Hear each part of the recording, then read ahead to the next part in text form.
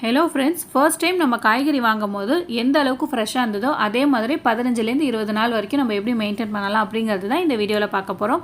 இப்போ இருக்க சுச்சுவேஷனில் காய்கறி வாங்கிறதுக்கு முன்னாடி ஒரு சில விஷயங்கள் ஃபாலோ பண்ண வேண்டியது இருக்குது. அதை கொஞ்சம் ஃபாஸ்ட்டாக பார்த்துடலாம். ஒன்று வந்து சோஷியல் டிஸ்டன்ஸ் அண்ட் ரெண்டாவது வந்து ஹேண்ட் க்ளவுஸும் மாஸ்க்கு போட்டுக்கிறது ரொம்ப அவசியம். பேக்ஸ் வந்து நீங்கள் வீட்டிலேருந்து எடுத்துகிட்டு போகிறது ரொம்ப ரொம்ப முக்கியம். அதுக்கப்புறம் பார்த்திங்கன்னா 15 to 20 டேஸ் வரைக்கும் நீங்கள் வந்து வெஜிடபிள்ஸ் வாங்கிக்கிட்டீங்க அப்படின்னா வெளியில் போகிறத கொஞ்சம் அவாய்ட் பண்ணிக்கலாம். ஃப்ரெஷ் வெஜிடபிள்ஸ் வந்து லோக்கலில் கிடைக்கிறத நீங்கள் பெஸ்ட்டாக வாங்கிக்கோங்க. அப்புறம் ஒரு லிஸ்ட்டு வந்து நீங்கள் ப்ரிப்பேர் பண்ணி வாங்கிக்கிட்டிங்கன்னா அதுவும் உங்களுக்கு ஈஸியாக இருக்கும். ஓகே, நம்ம வெஜிடபிள்ஸ் வாங்கிட்டு வந்துட்டோம். அதை வந்து வாஷ் பண்ணுறதுக்கு ஒரு 3 டிப்ஸ் சொல்கிறேன். ஃபர்ஸ்ட்டு வந்து வார்ம் வாட்டரில் நீங்கள் வந்து வாஷ் பண்ணிக்கலாம். இன்னொன்று வந்து டர்மரிக் அண்ட் சால்ட், மஞ்சள் தூளும் உப்பும் போட்டு வாஷ் பண்ணிக்கலாம். அப்படி இல்லைன்னா பேக்கிங் சோடா போட்டு நீங்கள் வாஷ் பண்ணிக்கலாம். இப்போ நம்ம காய்கறியெல்லாம் எப்படி வாஷ் பண்ணி ஸ்டோர் பண்ணி வைக்கிறது 15 டேஸ்க்குங்கிறத பார்க்கலாம். ஒரு பெரிய பாத்திரத்தில் தண்ணியும் ஒரு சின்ன பாத்திரத்தில் தண்ணியும் எடுத்துக்கோங்க. பெரிய பாத்திரத்தில் இருக்கிற தண்ணியில் நான் வந்து பேக்கிங் சோடா போட்டிருக்கேன். நீங்கள் பேக்கிங் சோடா போட்டுக்கலாம், அப்படி இல்லைன்னா மஞ்சள் தூள் உப்பு போட்டுக்கலாம், அப்படியும் இல்லைன்னா சுடு தண்ணி எடுத்துக்கலாம். இப்போது இந்த பேக்கிங் சோடா போட்டிருக்க தண்ணியில் நான் வந்து தக்காளியை சேர்த்துக்கிறேன். இந்த தக்காளியெல்லாம் வந்து பார்த்திங்கன்னா ஒரு 15 மினிட்ஸ் வரைக்கும் அதிலே இருக்கட்டும். 15 மினிட்ஸ் ஆன பிறகு நல்லா தேய்ச்சி வாஷ் பண்ணிவிட்டு சின்ன கிண்ணத்தில் இருக்கிற தண்ணியில் வந்து சேர்த்துக்கலாம்.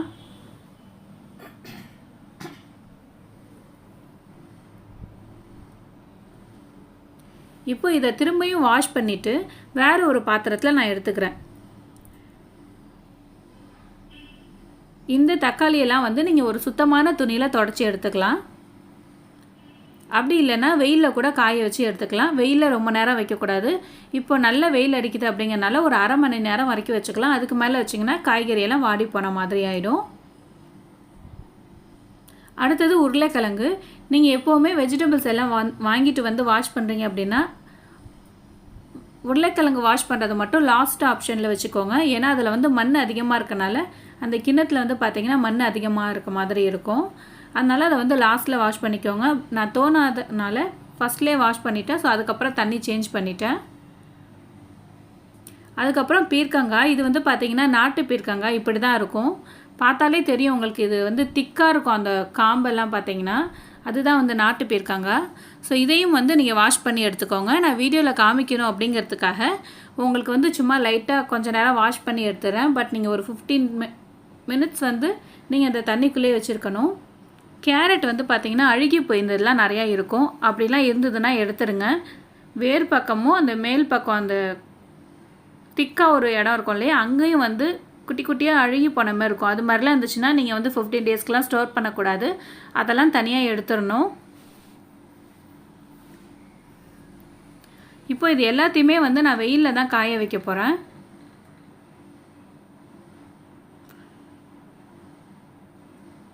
பட் ரொம்ப நேரம் வச்சுருக்கக்கூடாது, அதுதான் ரொம்ப முக்கியம்.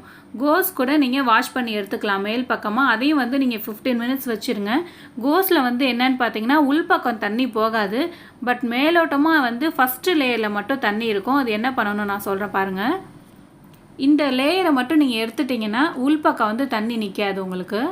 இது மாதிரி நீங்கள் ஸ்டோர் பண்ணி வச்சுக்கலாம். வாஷ் பண்ணிவிட்டு ஒரு 10 மினிட்ஸ் காய விட்டுட்டு அதுக்கப்புறம் நீங்கள் வந்து ஸ்டோர் பண்ணி வச்சுக்கலாம். ஸ்டோர் பண்ணுறது எப்படிங்கிறத நான் பின்னாடி சொல்கிறேன். இப்போ பார்த்தீங்கன்னா எங்கள் வீட்டில் பசங்கள்கிட்ட கொடுத்து நான் காய வச்சுட்டு வர சொன்னேன் மாடியில். அவங்க வந்து வரிசையாக அடுக்கி வச்சிட்டாங்க. சரி எப்படியோ காய வச்சா சரின்னு சொல்லிட்டு விட்டாச்சு. அதுக்கப்புறம் வந்து பார்த்திங்கன்னா சுண்டைக்காய் வந்து இது மாதிரி காம்போடு தான் கிடைக்கும். அந்த காம்போடு நம்ம ஸ்டோர் பண்ணோன்னா உள்பக்கம் இருக்கிற விதையெல்லாம் கருத்து போயிடும். சீக்கிரமாக கெட்டு போகிறதுக்கான சான்சஸ் இருக்குது. அதனால் அந்த காம்பு இலையெல்லாம் இல்லாமல் க்ளீன் பண்ணி நீங்கள் சேர்த்துக்கோங்க. அந்த பாக்ஸ் வந்து பார்த்திங்கன்னா எதுவாக வேணாலும் இருக்கலாம். இதில் வந்து டிஷ்யூ பேப்பர்லாம் போட்டு நம்ம ஸ்டோர் பண்ணணும்னு இல்லை. 15 டேஸ் வரைக்கும் இப்படியே இருக்கும். பட் காம்பு எடுக்கிறது தான் ரொம்ப முக்கியம். அது மாதிரி காஞ்சி போன இலைகள் வந்து கருப்பு கருப்பாக ஒட்டிகிட்டு இருக்கும் ஒரு சில சுண்டைக்காயில். அதையும் வந்து இருக்கக்கூடாது. இது மாதிரி காம்பை வந்து தனியாக எடுத்துருங்க.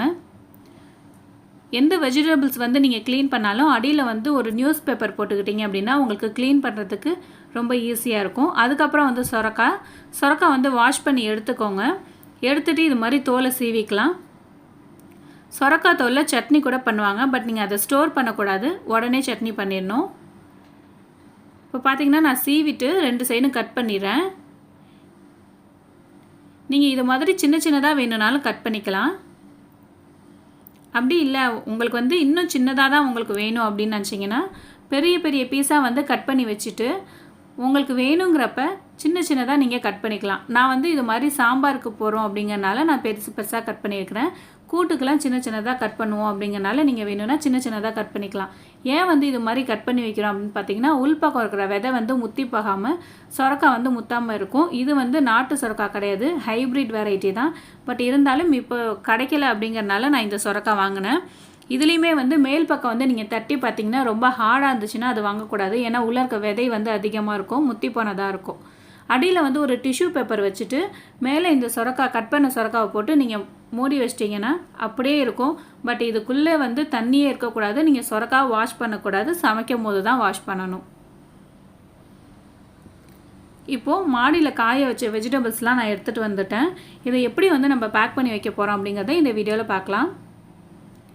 ஃபர்ஸ்ட்டு வந்து பார்த்திங்கன்னா கத்திரிக்காய் வந்து ஏர்டைட் பேக்கில் போட்டு காற்று வந்து உள்ளே இருக்க ஃபுல்லாக இருக்குன்னு சொல்ல முடியாது, சுத்தமாக இல்லைன்னு சொல்ல முடியாது. நம்ம முடிஞ்ச வரைக்கும் உள்ளூர் பக்கம் காற்று இல்லாமல் வச்சுக்கிட்டோம் அப்படின்னா நல்லது.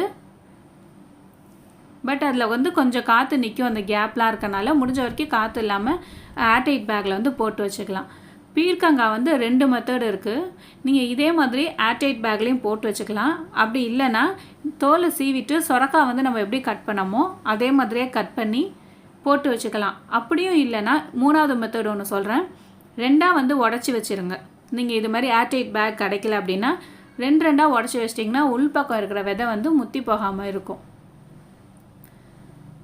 நீங்கள் சொரக்காவை வந்து அந்த தோலை சீவிட்டு அதை கூட நான் என்ன பண்ணுவேன்னா சொரக்கான்னு சொல்லிட்டேன், பீர்க்கங்காவோட தோலை வந்து சீவி ஒரு டிஷ்யூ பேப்பரில் சுற்றி ஒரு பாக்ஸில் போட்டு ஃப்ரிட்ஜில் வச்சுருவேன்.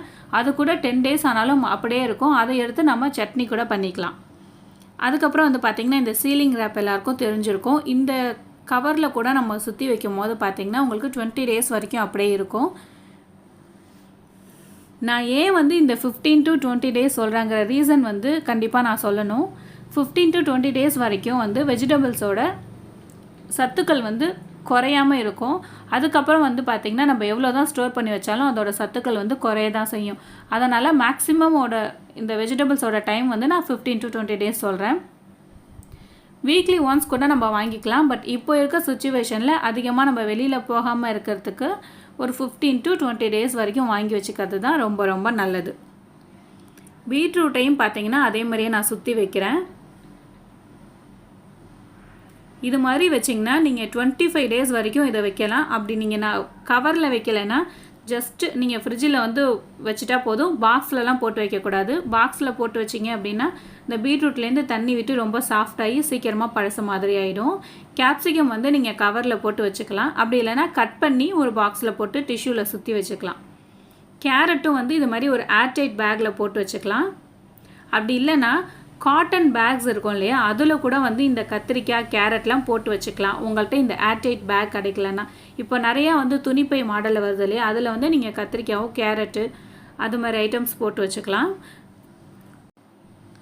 சவ் கூட நீங்கள் வந்து சீலிங் ரேப்பில் சுற்றி வச்சிட்டிங்க அப்படின்னா ஒரு 20 days வரைக்கும் அப்படியே இருக்கும், ஃப்ரெஷ்ஷாகவும் இருக்கும். இது எதையுமே வந்து நீங்கள் ஃப்ரீசரில் வைக்க தேவை கிடையாது, நார்மல் ஃப்ரிட்ஜில் வச்சா போதும். அதுக்கப்புறம் பார்த்தீங்கன்னா வெங்காயம் கண்டிப்பாக ரொம்ப காத்தோட்டமாக உள்ள இடத்துல தான் வைக்கணும். அதுக்கப்புறம் தேங்காவை வந்து நீங்கள் 15 to 20 days வரைக்கும் தான் யூஸ் பண்ணுறீங்க அப்படின்னா இது மாதிரி வெளியிலே வைக்கலாம். இல்லை உங்களுக்கு 1 month வரைக்கும் வேணும் அப்படின்னா தேங்காவை உடைக்காமல் ஃப்ரிட்ஜில் வச்சிட்டிங்கன்னா உங்களுக்கு 1 month வரைக்கும் இருக்கும். பட் நீங்கள் எப்போவுமே தேங்காய் வைக்கும் போது இது மாதிரி ஸ்ட்ரெயிட்டாக தான் நிற்க வைக்கணும். அதுக்கப்புறம் பார்த்தீங்கன்னா உருளைக்கிழங்கை வந்து நீங்கள் வெங்காயத்து கூட வைக்கக்கூடாது. அப்படி வச்சிங்கன்னா சீக்கிரமாக முளைச்சிடும், அதனால் அது கூட வைக்காதீங்க. பூண்டு வந்து நான் நெக்ஸ்ட் வீடியோவில் எப்படி வந்து ரெடி பண்ணி வச்சுக்கலாம் அப்படிங்கிறத நான் நெக்ஸ்ட் வீடியோவில் சொல்கிறேன். இப்போ பார்த்தீங்கன்னா நான் எல்லா வெஜிடபிள்ஸையும் இது மாதிரி ரேப் பண்ணிவிட்டு ஒரு ஃப்ரிட்ஜில் வந்து இருக்கிற பாக்ஸில் வந்து போட்டு வச்சுக்கிட்டேன். வாழைத்தண்டு வீடியோ எடுத்தேன், பட் மிஸ் ஆயிடுச்சு. அதை கூட வந்து சீலிங் ரேப்பில் சுற்றிட்டு 2 சைடு கார்னர்லேயும் வந்து ரேப் பண்ணிட்டீங்க அப்படின்னா கெட்டு போகாமல் அப்படியே இருக்கும். அதுக்கப்புறம் வந்து தக்காளி வந்து நீங்கள் பேக் பண்ணும்போது சுத்தமாக அதில் ஒரு சொட்டு கூட தண்ணி இருக்கக்கூடாது, அது மாதிரி பார்த்துக்கோங்க. இப்போ வந்து பார்த்திங்கன்னா இது மாதிரி ஏர்டைட் பேக்கில் வந்து நீங்கள் போட்டுட்டு ஃப்ரீசரில் வச்சிடணும். இந்த தக்காளியை மட்டும் வந்து பார்த்திங்கன்னா ஃப்ரீசரில் வச்சிடணும். இதை மாதிரி வச்சுட்டிங்கன்னா ஒரு 25 டேஸ் வரைக்கும் உங்களுக்கு அந்த தக்காளி கெட்டு போகாது.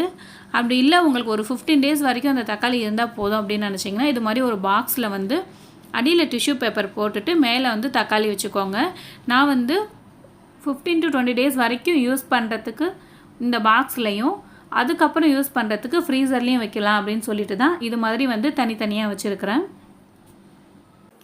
இனி அடுத்து வர போகிற வீடியோவில் கருவேப்பிலை, கொத்தமல்லி, பச்சை மிளகாய், எலுமிச்சைப்பழம், வெத்தலை, கீரை வகைகள்லாம் எப்படி ஸ்டோர் பண்ணுறதுங்கிறத பார்க்கலாம்.